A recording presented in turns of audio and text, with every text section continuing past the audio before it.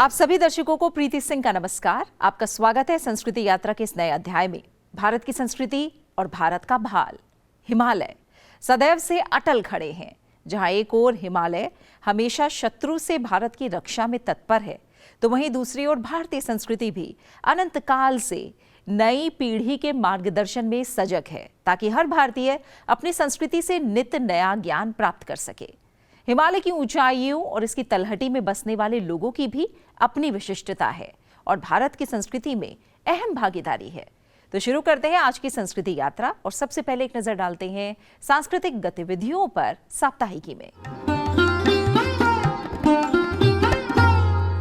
भारतीय संस्कृति में नंदी के सांस्कृतिक और ऐतिहासिक महत्व को समझने के लिए नई दिल्ली में 2 दिवसीय राष्ट्रीय संगोष्ठी का आयोजन किया गया। संगोष्ठी का विषय था exploring the essence Nandi in Indian mythology and history. कार्यक्रम का आयोजन इंदिरा गांधी राष्ट्रीय कला केंद्र और चेन्नई के सेव आवर कंट्री फाउंडेशन द्वारा किया गया। संगोष्ठी में IGNCA के सदस्य सचिव डॉक्टर सच्चिदानंद जोशी और सेव आवर कंट्री फाउंडेशन की निदेशक सुश्री पद्मप्रिया S समेत कई प्रतिष्ठित विद्वानों ने नंदी के ऐतिहासिक और सांस्कृतिक महत्व पर अपने विचार साझा किए। Understood the definition of Nandi. Nandi means delight. So it also is the way of enlightenment and liberation. According to Skanda Puran, Nandi is the name of a Gana, and in Bhutavaishya Mahatmya, Nandi is the son of Shilada, and he became the prominent Vahana of Shiva. Shambhu, Gauri, Brahma, Madhava, Nandikeshwara, Dattila, Kohala, Yagnavalkya, Narada, Hanuma, Vignaraja, Shanmukha, Brahaspati, Arjuna, Ravana and Bhanusutta. These 16 popular are identified as contributors for the dance, who were named as Bharatakartas. Among this, Nandikeshwara has been identified as an authority on science of dance. Nandi शब्द की व्युत्पत्ति यदि देखें तो नंदयतीति नंदी, जो नंद आनंदित करता है ना। इसे द्यूतांगन भी कहा जाता है, आनंद के रूप में भी कहा जाता है। नंदिकेश्वर के रूप में शिव का वाचक भी नंदी मेदिनी द्वारा दिया गया है। Shiva is addressed as we have Nandi Vahana Namah Shivaya, but Nandi is never was never a Vahana, and of course there is a special feature of Adhikara Nandi where Nandi himself becomes Vahana. संगोष्ठी के पूर्व प्रसिद्ध नृत्यांगना अरूपा लाहिरी ने नृत्य का धर्म और आनंद नंदी नृत्य थीम पर अनूठे भरतनाट्यम नृत्य का प्रदर्शन किया, जिसमें कला और पौराणिक कथाओं का अद्भुत संगम देखने को मिला।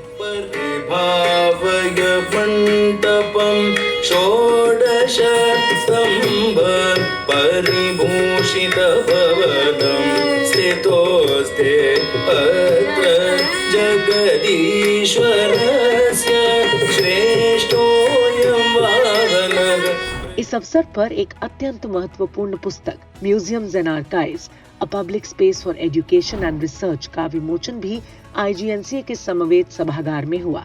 इस 2 दिवसीय राष्ट्रीय संगोष्ठी में कुल 35 शोध पत्र प्रस्तुत किए गए, जिनके माध्यम से नंदी के विभिन्न पहलुओं और विषयों के बारे में नई और कम ज्ञात जानकारियां सामने आई। नई दिल्ली में भगवान बिरसा मुंडा की 150वीं जयंती के उपलक्ष्य में जनजाति गौरव दिवस मनाते हुए एक व्याख्यान का आयोजन हुआ। व्याख्यान का विषय था स्वतंत्रता संग्राम में जनजाति आंदोलन का महत्व। ये विषय भारत के स्वतंत्रता संग्राम में विशेषकर बस्तर में आदिवासी नेताओं की भूमिकाओं पर केंद्रित था।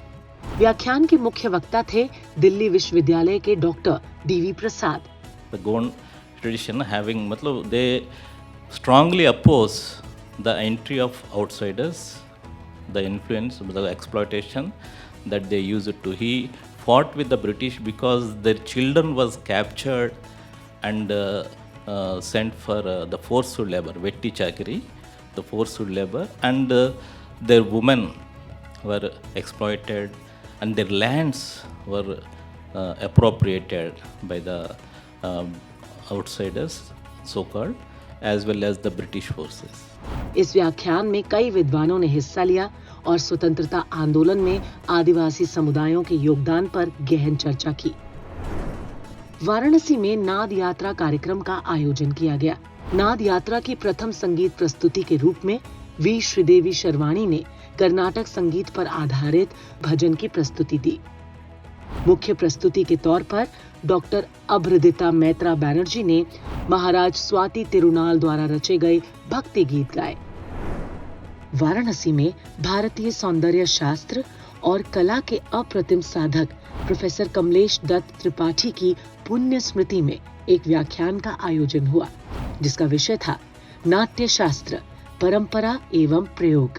कार्यक्रम के मुख्य वक्ता थे बीएचयू के संगीत एवं प्रदर्शन कला संकाय के पूर्व विभागाध्यक्ष प्रोफेसर प्रेमचंद्र होम्बल।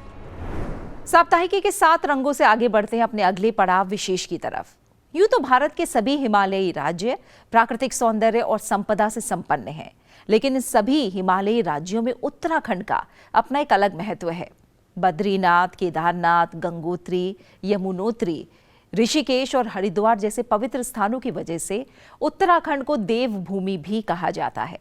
उत्तराखंड के देहरादून जिले में स्थित है जनजातीय क्षेत्र जौनसार बावर, जिसकी सीमाएं एक तरफ टिहरी और उत्तरकाशी जिले तक फैली हैं, तो दूसरी तरफ टोंस नदी जौनसार बावर को हिमाचल प्रदेश से अलग करती है। जौनसार क्षेत्र के ये लोग स्वयं को पांडवों के वंशज मानते हैं। कुछ पौराणिक साक्ष्य इस धारणा को बल भी देते हैं। स्वयं को महाभारत के महारथियों से जोड़ने वाले जौनसारी लोग एक विशिष्ट प्रकार की लोक गायन शैली बांकड़ा से अपने महाभारत कालीन पूर्वजों का आह्वान करते हैं। लुप्त होने के कगार पर पहुंच चुकी इस गायन शैली को कुछ लोगों ने अभी तक सहेज कर रखा है। आइए देखते हैं फिल्म बांकड़ा, एक उत्तराखंडी लोक परंपरा के कुछ अंश।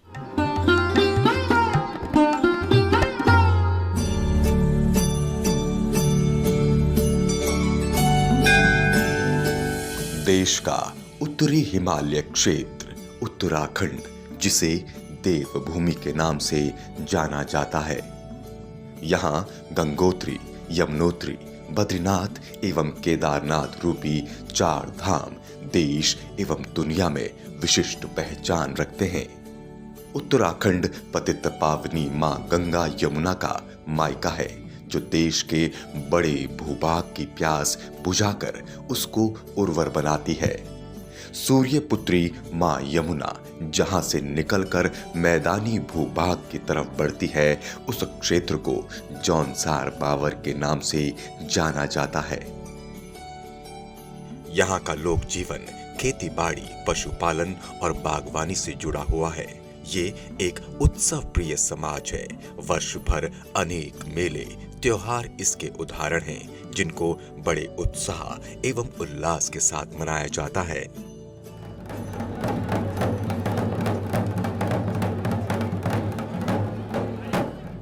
इस क्षेत्र के प्रमुख आराध्य महासु देवता है, जिसकी जौनसार बावर सहित पूरी यमुना टोंस घाटी में विशेष मान्यता है।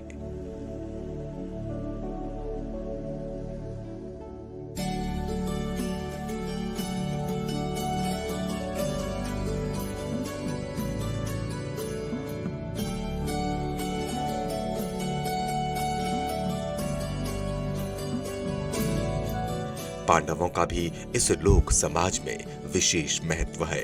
यहाँ बैराटगढ़ मौजूद है, जिसके बारे में लोक मान्यता है कि पांडव यहाँ अज्ञातवास के दौरान छिप कर रहे। यहाँ आज भी अनेक प्रकार के ध्वंसावशेष मौजूद हैं।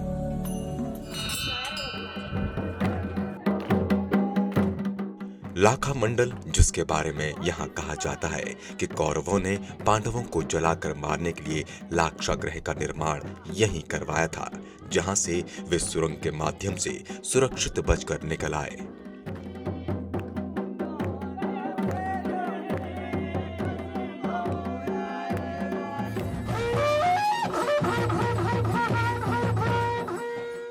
यहाँ के लोकगीतों, नृत्यों में पांडव प्रमुख पात्र के रूप में उपस्थित हैं। ठोवड़ा नृत्य का सीधा संबंध पांडवों से जोड़ा जाता है, जिसमें तीर कमान के माध्यम से एक दूसरे पर वार किया जाता है। रक्षा प्रतिरक्षा के इस खेल की ललकार तीज त्योहारों पर सुनाई देती है।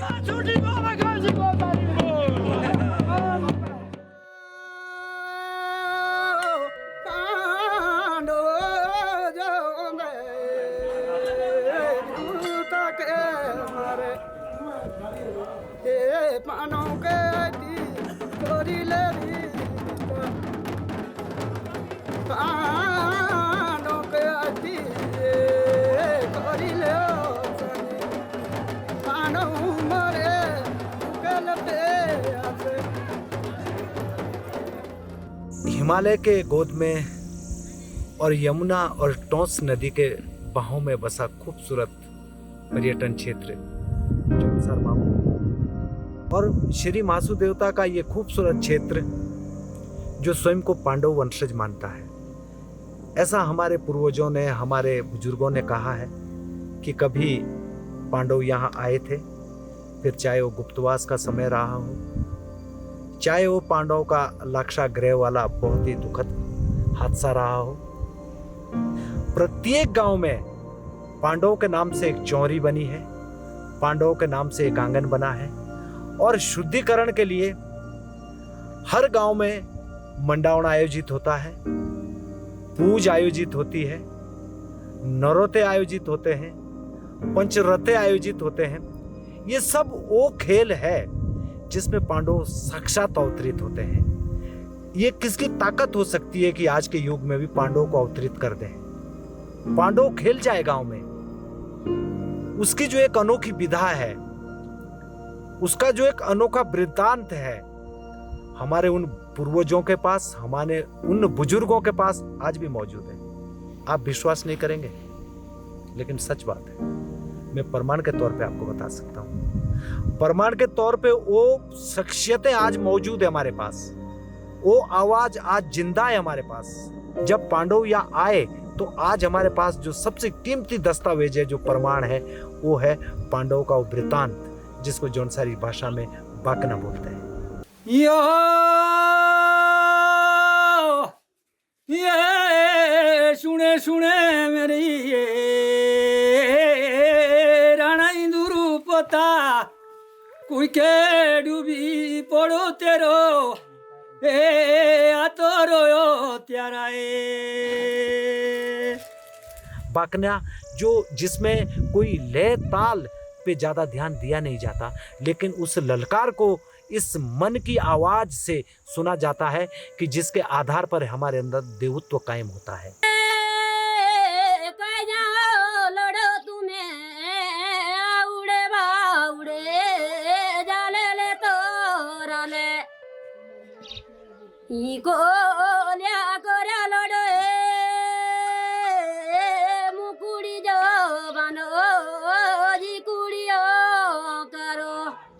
थोड़ा नृत्य भी पांडवों से ही हमको मिला है, ऐसा कहा जाता है। जब हम धनुष बाण को हाथ में लेकर के एक दूसरे पर वार करते हैं, एक वार करता है, दूसरा उसकी प्रति रक्षा करता है, और उसी बीच में हम लोग अपनी शौर्य गाथा भी गाते हैं।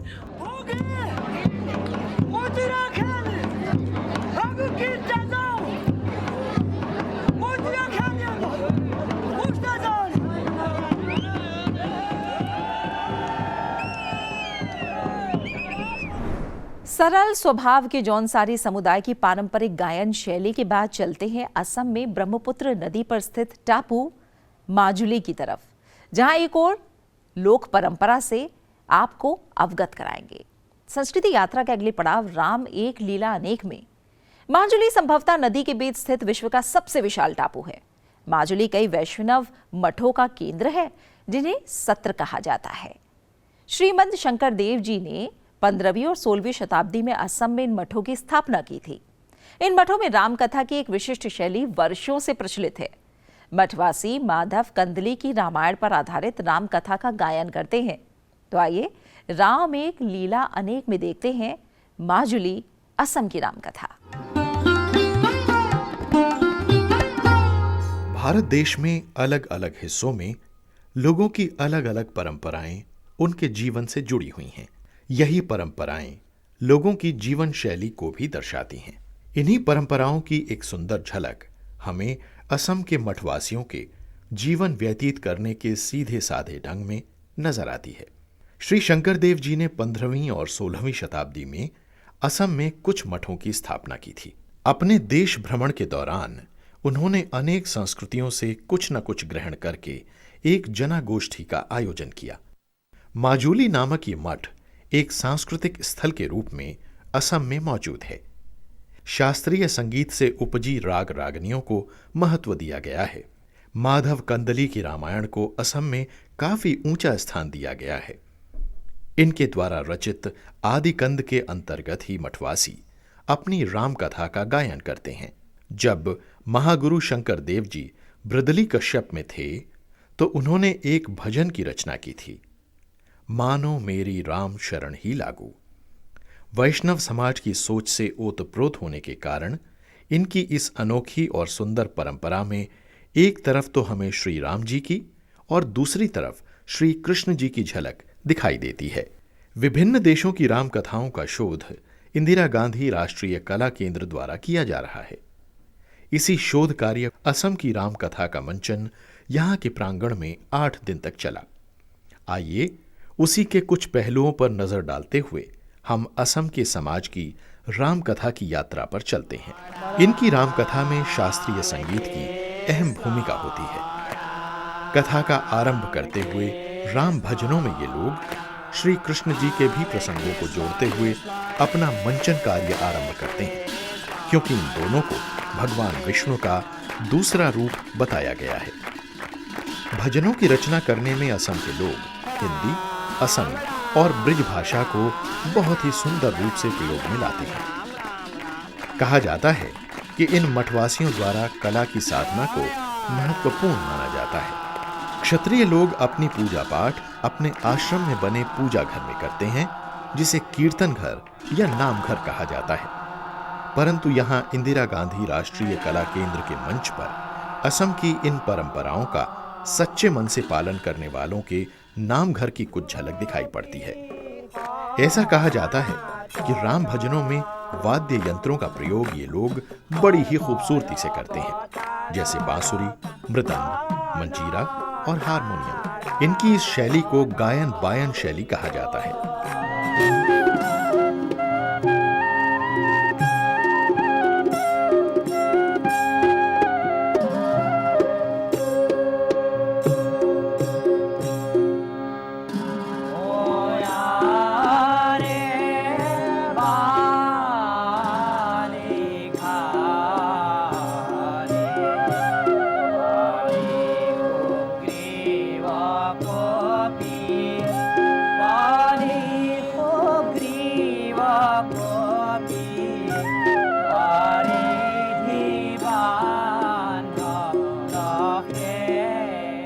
क्षत्रिय समाज के गुरुओं के अनुसार सत्य परंपरा पर आधारित अंकीय राम विजय के माध्यम से ही मठवासी राम कथा का मंचन करते हैं।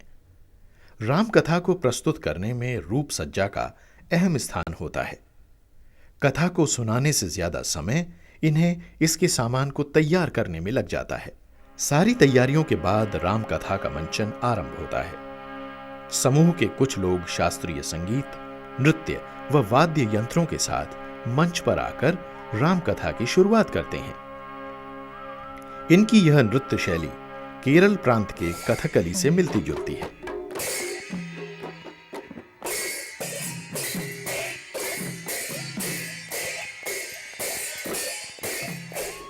राम भजनों को आगे बढ़ाते हुए इन्हीं में से एक पुरुष सूत्रधार की महत्वपूर्ण भूमिका निभाता है।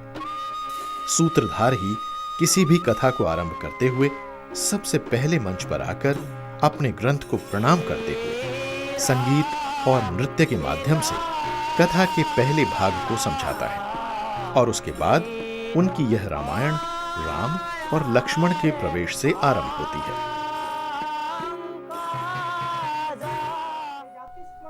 दूसरी तरफ सीता जी अपनी सहेलियों के समक्ष अपनी विवाह संबंधी चिंता को प्रकट करती हैं। राजा दशरथ के दोनों पुत्र श्री राम और लक्ष्मण को अपने साथ ले जाने की महर्षि राजा दशरथ के पास अयोध्या नगरी में आते हैं, क्योंकि महर्षि राक्षसों से दुखी थे। जब महर्षि ने यह कारण राजा दशरथ को बताया तो वो चिंतापूर्वक ऋषि को मना करने लगते हैं। ऐसे में महर्षि राजा दशरथ को समझाते हुए कहते हैं कि श्री राम भगवान विष्णु का दूसरा रूप है और वो राक्षसों का वध करके जगत का कल्याण करेंगे। राजा दशरथ उनकी बात मानते हुए अपने पुत्रों को महर्षि के साथ आश्रम भेज देते हैं।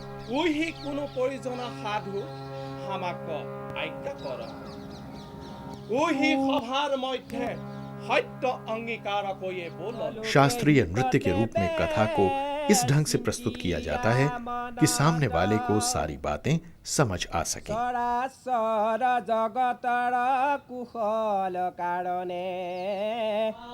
मंजीरों की सहायता से इनके ही समूह का एक व्यक्ति सम भजन का गायन व नृत्य करता है।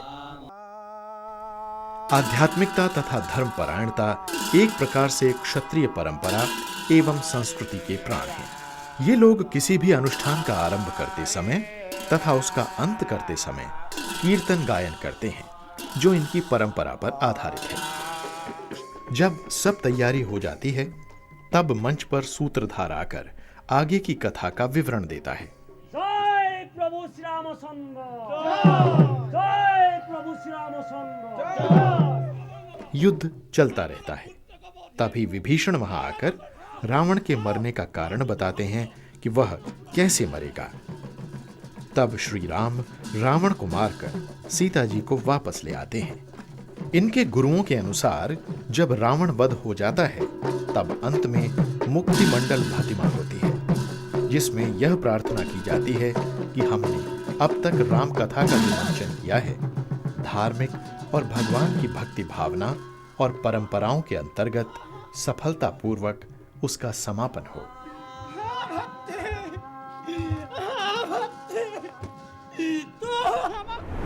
माजुली की रामकथा का आनंद लेने के बाद आगे बढ़ते हैं अपने अगले पड़ाव माटी सुगंध की ओर। भारत के गांव में मिट्टी की सौंधी सुगंध के अतिरिक्त हमारी ग्रामीण संस्कृति की अपार संपदा भी देखने को मिलती है। इस संपदा के संरक्षण की एक विस्तृत परियोजना संस्कृति मंत्रालय द्वारा चलाई जा रही है, मेरा गांव मेरी धरोहर। आज माटी सुगंध में आपको लेकर चलेंगे पुदुचेरी के गांव तिरुनल्लार। तिरुनल्लार पुदुचेरी का एक छोटा सा लेकिन बेहद खूबसूरत गांव है। ये गांव अपनी प्राकृतिक सुंदरता और सांस्कृतिक विरासत के लिए जाना जाता है। तिरुनल्लार अपने प्राकृतिक सौंदर्य के साथ ही 12वीं शताब्दी में निर्मित शनीश्वर मंदिर के लिए भी जाना जाता है। तो आइए चलते हैं तिरुनल्लार गांव की ओर।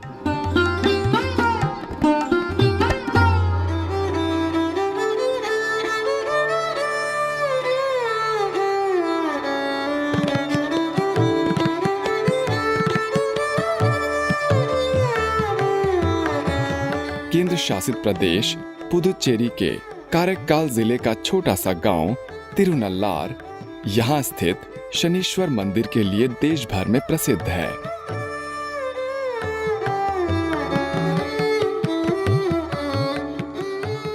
यहां की कुल आबादी 6,866 है।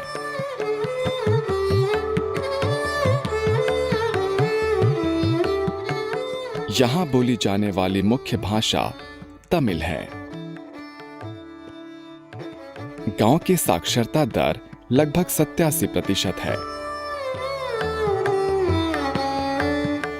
यहां कुल 6 विद्यालय मौजूद हैं, जिनमें से 4 सरकारी विद्यालय तथा अन्य 2 निजी शिक्षण संस्थान हैं।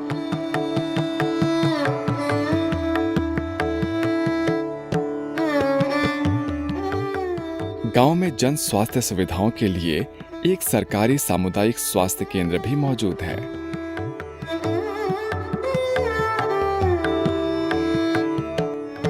सरकार की विकास कार्य योजनाओं के तहत बिजली, रसोई गैस, शौचालय और स्वच्छ जल की मूलभूत सुविधाएं गांव के प्रत्येक घर तक पहुंचाई जा चुकी हैं।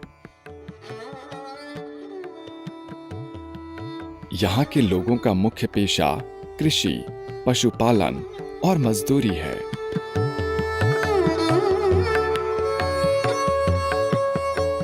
यहाँ पर स्थानीय भोजन काफी कम तेल में पकाया जाता है, जो कि पचाने में काफी आसान होता है।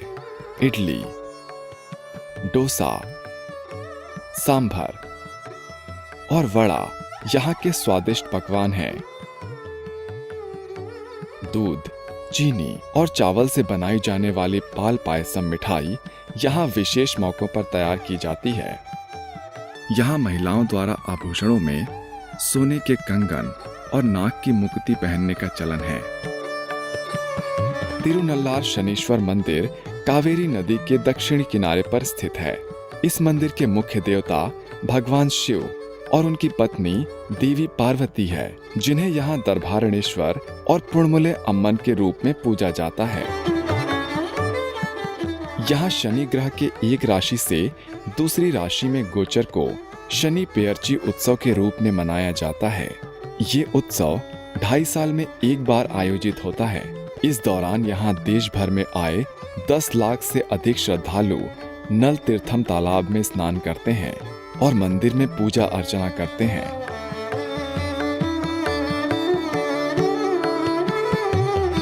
तिरुनल्लार गांव आस्था और सदियों पुरानी परंपराओं की विरासत को संरक्षित रखे हुए है। यहाँ की स्वच्छ हवा और मनमोहक वातावरण इस गांव को पर्यटन के लिए आदर्श गंतव्य बनाते हैं। तो ये थी आज की हमारी संस्कृति यात्रा। आशा है आपको पसंद आई होगी। इस कार्यक्रम को लेकर आपके सुझाव हमारे लिए बहुत महत्वपूर्ण है, इसलिए अपने सुझाव हमें जरूर भेजिए। हमारा ईमेल आईडी है sanskriti.ignca@gmail.com। आपसे फिर होगी संसद टीवी पर अगले हफ्ते आज ही के दिन और इसी समय मुलाकात संस्कृति यात्रा के अगले एपिसोड में। तब तक के लिए नमस्कार।